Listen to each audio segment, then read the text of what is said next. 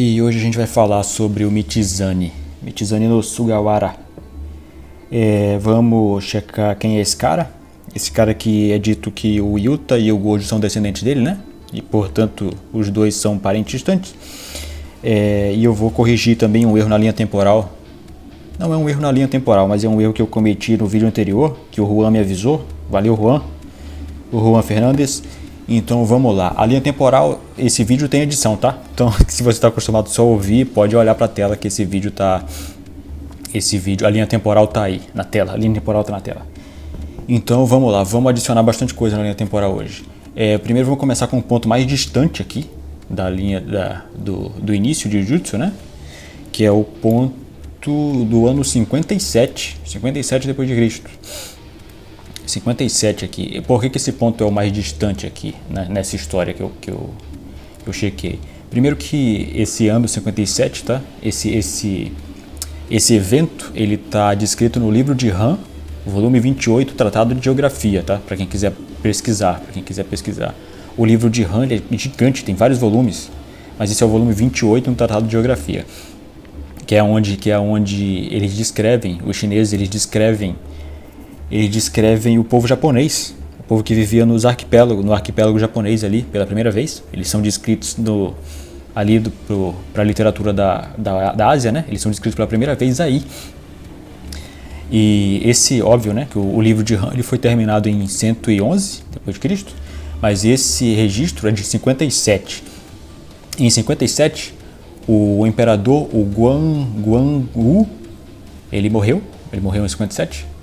E aí, nesse ano, teve um emissário do reino de Na. Se eu não me engano, no Japão tinha o reino de Wa e o reino de Na. Mas um emissário do reino de Na era um emissário chamado Taifu. Ele visitou o reino da China para prestar homenagem ao falecido imperador. Eu não sei se ele não sabia que o imperador tinha morrido. Isso eu não tenho como checar. Mas o imperador morreu no ano 57. E o emissário foi para a China no ano 57. Para oferecer homenagem ao imperador, e ele ganhou, esse é o registro do lado dos chineses, tá? Que ele ganhou um selo real do imperador, e essa história foi tecnicamente confirmada no século XVIII, quando os japoneses encontraram o selo muito parecido com o que é descrito no livro de Han, e aí confirmou dos dois lados tecnicamente, né? Esse selo tá aí na tela.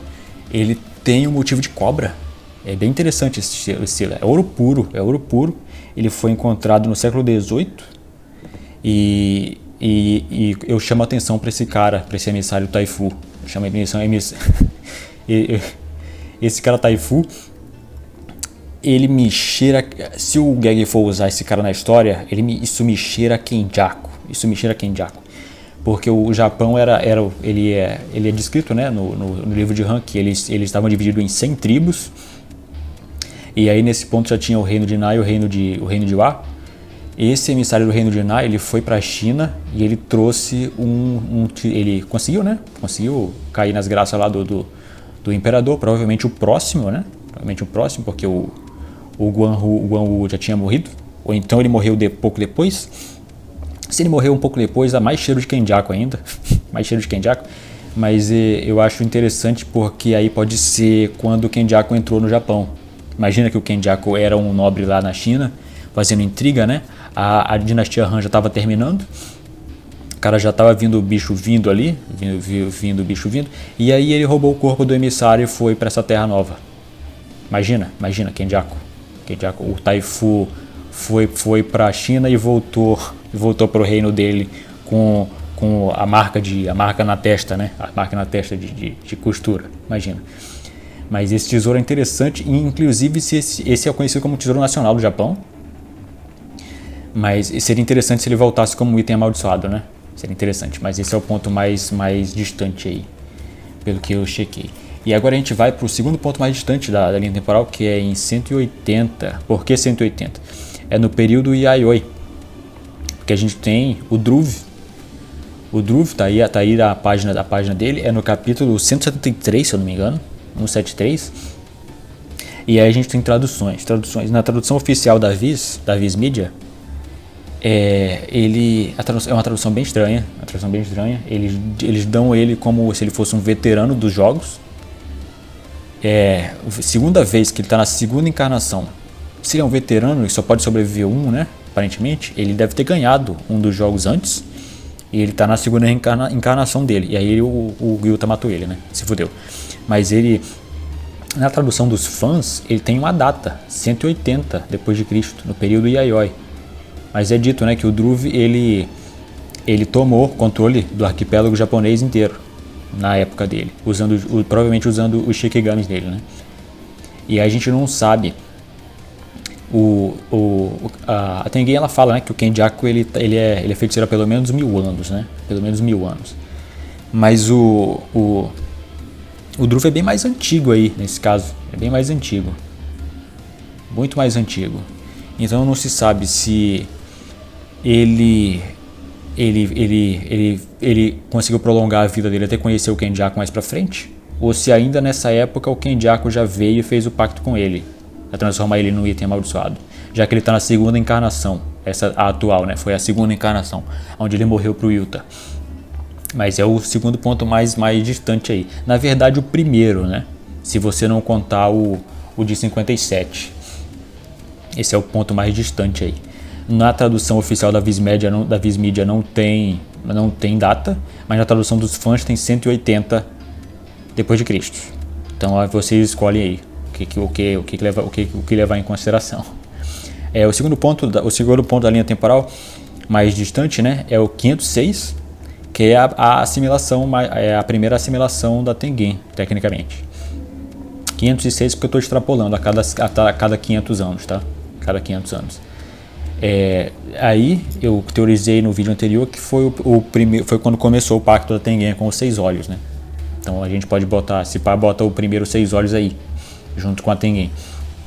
Se foi amor não correspondido, se é amor do destino, alguma coisa assim, né? Seria maneiro se fosse o marido dela e ela não sabia, e foi a primeira vez que ela estava se envelhecendo, né? Que ela, em algum momento, ela não sabia o que a técnica dela fazia, né? Começou a envelhecer e seria interessante isso aí. Mas e aí, a gente pula o próximo ponto, que já tem a ver com o Michizane.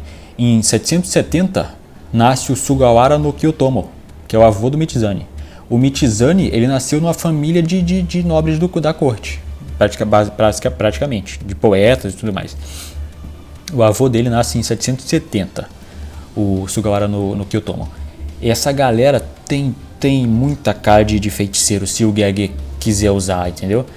O Panda, ele fala que o Michizane, ele era um feiticeiro de alto escalão, né? De alto escalão. Então, é bem capaz da família Sugawara aí ser um clã de feiticeiros. E a gente vem para 800, tem o pai do Michizane, né? Tem os outros irmãos. Mas em 845 nasce o Michizane. E a gente pula para 903, quando o Michizane morreu. Nesse inteirinho, tá? Tem um monte de treta do Michizane com o clã Fujiwara. Vários dos clãs de Fujiwara, porque tinha mais de um clã Fujiwara, né? Mas os Fujiwara existem até hoje, os descendentes e tudo mais. E aí, vamos para depois do Michizane morre, né? O Michizane morre. Eu vou chegar nos descendentes dele mais para frente. Vamos para a linha temporal agora. Em 1006 foi a primeira assimilação que teve participação do clã Gojo, porque o clã Gojo é dito no Tadatabu que o clã Gojo tem 1000 anos. Então a gente joga para trás, né? 1006. Em 1006 foi a assimilação, extrapolando pela de 2006. E se essa é a participação aí, é dito também, né, no capítulo 1.4. Tá aí na tela. Eu não lembro o nome do capítulo agora. É o capítulo 1.45. Que o Kenjaku, ele foi derrotado 2 vezes, né? Foi derrotado 2 vezes pelos 6 olhos. A primeira vez foi tão traumática que na segunda ele matou o usuário dos 6 olhos quando ele nasceu. Tá? E esse foi o meu erro no vídeo anterior. O Juan Fernandes, ele me chamou a atenção aí. Que eu tava pensando, eu tava encaixando duas derrotas antes do bebê, né? Mas na verdade não. O bebê, ele é entre a primeira vez e a segunda vez. O bebê que o Kenjaku matou. Mas nessa primeira vez ele foi derrotado pelo fundador do clã Gojo, provavelmente. Fundador do clã Gojo. Bem interessante isso aí. E a gente pula para 1506. Em agosto, dessa vez, em agosto, foi a assimilação. Em 1506 foi um ano bastante. Tem outras coisas também, tá? Que a gente pode falar disso aí, mas só se sobrar tempo. Mas em agosto teve a assimilação da Tengen. É nesse ponto que o Kenjaku matou um bebê dos 6 olhos. Ele matou o bebê dos 6 olhos e o receptáculo da estrela. E aí o Tengen fala, né, que não fez diferença porque no dia da assimilação, né, em agosto, apareceu um outro usuário dos 6 olhos com mais um receptáculo. E aí a gente fica sabendo que tem mais de um, né? Tem mais de um receptáculo da estrela. No caso do usuário dos 6 olhos, provavelmente o Kenjaku matou, mas o sinal para nascer um usuário dos 6 olhos ainda estava na barreira da Tengen. E aí simplesmente nasceu outro. E os caras esconderam melhor dessa vez, né? O cara apareceu só quando já estava adulto, para dar um cacete no Kenjaku. Aí o Kenjaku toma um cacete tão forte que ele desiste de lutar contra os caras dos 6 olhos. E ele começa a procurar o reino da prisão aí. O reino da prisão. Esse usuário dos 6 olhos, tá? Aí que tem teorias aí. Esse usuário dos 6 olhos, ele morreu em 1589. Isso é cravado isso aí. Essa data é cravada, porque no databook é dito que o Gojo ele é o primeiro a nascer nos últimos 400 anos. E o Gojo nasceu em 1989. Então 400 anos para trás é 1589. A gente não sabe a data, né? A data que esse cara nasceu. Mas quando ele morreu praticamente com mais de 100 anos. O cara dos 6 olhos aí. E esse é o único ponto em que se encaixa a luta contra o Zenin do Mahoraga. Esse cara provavelmente morreu na mão do Mahoraga. O cara... Ou ele morreu de velhice, né? Ele morreu de... sei lá. Mas ele é o cara que morreu na mão do Mahoraga. Que lutou contra o Mahoraga e morreu. Eles lutaram na frente da corte. E tem... Nessa época tava rolando Nobunaga, galera. Tava rolando Nobunaga lá no Japão. Então é bem interessante esse período aí. Mas a gente vai seguir. Óbvio, né? Mais pra frente tem o Gojo. 400 anos daí pra frente. Nasce em 1989 Satoru Gojo. E em 2006 vem a assimilação. Em agosto de 2006. É gravado. Tá aí na tela também. E aí a gente volta pro Michizane. Aqui. A primeira coisa que a gente tem que teorizar aqui é que o Michizane, o Panda fala, né, que o Michizane era um feiticeiro famoso, né, na sociedade. Ele era tanto famoso na sociedade de não feiticeiros, né, quanto na sociedade de feiticeiros. Ele era um cara grande lá. Ele tretou com os Fujiwara. Não os mesmos Fujiwaras que tretavam com o acho que não é o mesmo clã Fujiwara que tomou um cacete do Sukuna mais pra frente, não. Mas ele tretava com os Fujiwara. E aí a gente tem que checar aqui, ó, o lance do Yuta. Porque eu vou só ler um pouquinho aqui, ó. Tem um incidente com os Fujiwara também. Mas só ler um pouquinho aqui sobre o Michizane aqui, ó. Olha só. O Michizane ele morreu, ó, ele morreu no exílio, tá? Depois que ele morreu, ele foi rebaixado para Shitokan, vice-rei de da Zaifu. Depois da morte dele solitária, pragas e secas espalharam e os filhos do imperador Daigo morreram sucessivamente. O grande salão de audiências do palácio de Shiden foi atingido repetidas vezes por trovões e a cidade experimentou semanas de tempestades e enchentes, atribuindo isto ao espírito raivoso do exilado Sugawara. A corte imperial construiu um templo shintoísta chamado de Kitano Tenmangu, em Kyoto, dedicando a ele. Eles postumamente restauraram seu título e seu cargo e tiraram dos registros qualquer menção ao seu exílio. Mesmo isso não foi o suficiente, e 70 anos depois, Sugawara foi deificado como Tenjin-sama, o kami da erudição. Antes, né, ele era o deus do trovão, do trovão, da tempestade. Todo esse lance foi por causa da embaixada chinesa, tá? Esse lance da derrocada do Michizane. Era mais treta ali treta política. E aí, essa parte é interessante aqui, porque a gente tem que checando a família dele, ó. Ele tem no momento do 1006, né, que é o fundador da família Gojo, ele já tinha tataraneto, o Michizane, ele já tinha tataraneto. Então, olha só olhando aqui, ó, olha aqui, ó, na terceira geração descendente de Masakane, as origens dos 7 Kankes, o uso dos nomes da família Arimoto, Hiroto, Fukumitsu, Uetsu, Harada, Takatori e Emi ainda são usados até hoje, ó. De acordo com o épico histórico Taiheki, esses descendentes de Masakane lutaram pelo Akamatsu contra o clã Yamana. Olha aí, ó, a família Kan, Tanesuke Takatori, que morreu em batalha, foi dado o título de Shogoi por servir o imperador em novembro de 1919. A família Kan ocasionalmente aparece em outros trabalhos literários também, ó. Aí, ó, a família do cara existe até hoje. Então, o lance de teorizar especificamente quem é o descendente dele que deu origem ao clã Gojo, né? É impossível. É impossível. Nesse ponto, o cara já tinha tataraneto. Ó, Sugawara no Takasue nasceu em 972. Ele era tataraneto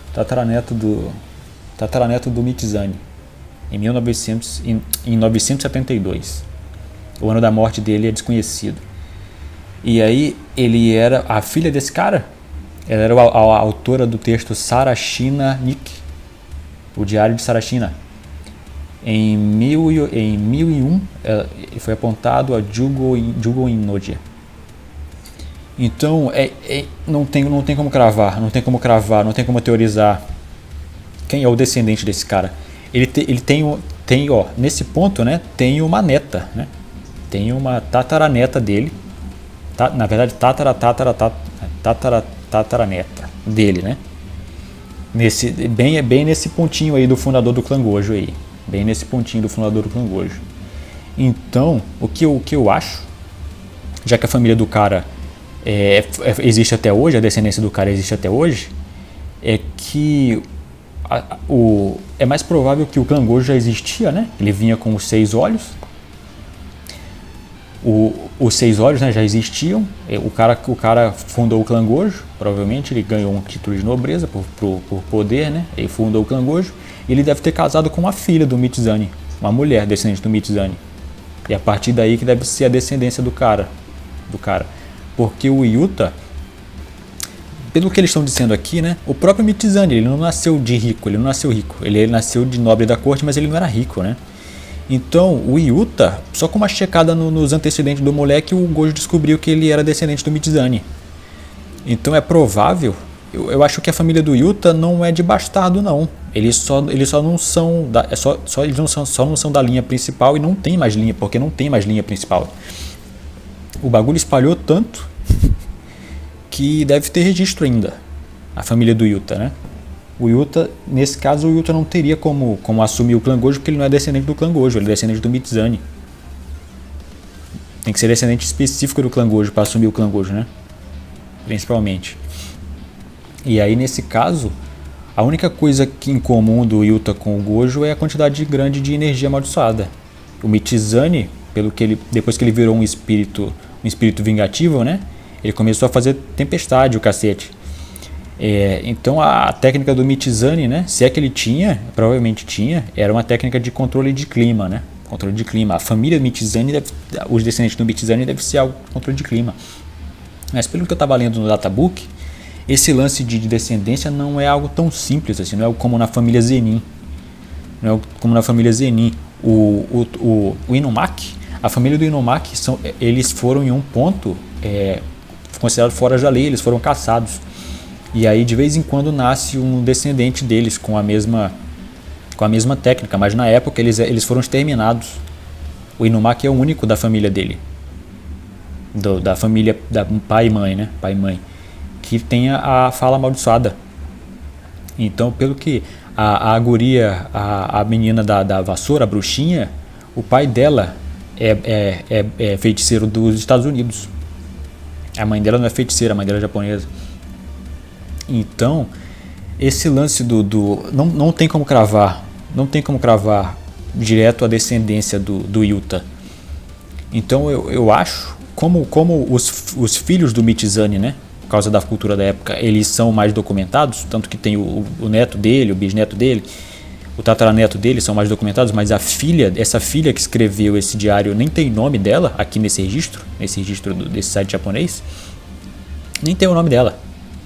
Lá em 1001, do ano de 1001, nem tem. Em 1006 teve a assimilação da Tengen, com o primeiro fundador do clã Gojo, né? Ajudando. Em 1001 já não tinha o nome da mulher. Então é muito provável, eu acho bem provável, que seja uma descendente de mulher do Michizane, que deu origem à linha do Yuta. Não, uma descendente de mulher do Michizane com o cara dos 6 olhos deu origem ao clã Gojo. E aí tem a energia amaldiçoada forte, a quantidade, né? E um dos filhos dele deve ser